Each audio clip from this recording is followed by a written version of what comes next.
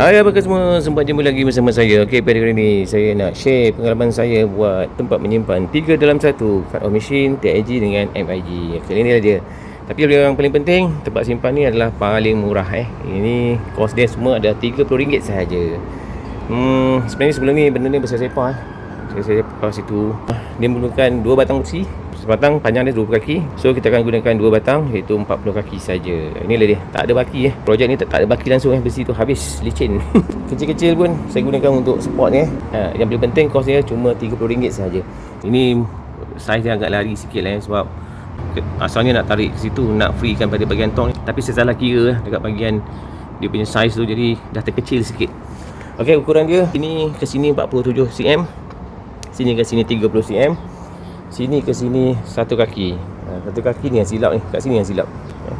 Patut lebihkan sikit lebihkan sikit, aku taklah rapat sangat. Tapi walaupun bagaimanapun okey lah, tak ada masalah So beginilah keadaan dia, di mana kat sini kita boleh tolak, tarik macam ni cuma RM30 saja Cantik tidak Ni yang nampak fail ni sebab dia punya cat ni tak cantik Cat yang saya beli ni brand, tahu benda brand dah.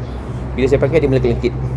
Tu malam tadi hujan lah tu. Kalau cat yang bagus, saya tolak saja pakai roller, dia dah cepat melekat. Ini dia susah nak melekat walaupun saya dah bersihkan besi ni Untuk bahagian sini kita kena check betul-betul lah dia punya susunatur dia tu. Macam mana nak letak supaya dia dalam keadaan okey lah Roller ni beli kat kedai RM2 saja, RM2.60. RM2.60 Hero. Inilah dia. Besi hollow macam ni, walaupun awak tengok dia nipis tapi dia kuat Contoh saya punya rak kat sini ni dia punya besi tu tahan tu. Kita letak barang berat-berat pun dia tahan. Tapi awak kena welding lah beginilah keadaan dia. Barang-barang ni dulu duduk kat kampung ni. Itu saya bawa datang sini untuk nak mudahkan nak simpan.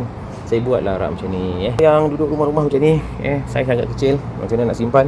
Mungkin anda boleh fikirkan dengan menggunakan 2 batang besi saiz 20 kaki, modal RM30, kita dapat hasilkan satu tempat simpan barang seperti ini Tak cantik tapi boleh lah Tadi saiz ni tak ngam sempit kan, nak masukkan tong gas tak boleh. Saya pakai jack. Tak lawa lah sikit, tapi yang penting tong gas boleh masuk. Kalau tak saya kena potong banyak kerja. Begitulah saat dia ni. Okeylah, terpulang pada anda macam mana nak buat. Mungkin anda ada idea lebih baik. Setakat sini dulu perkongsian saya 3 dalam 1 cut off machine, TIG dengan MIG. Okey, setakat sini dahulu. Jumpa lagi.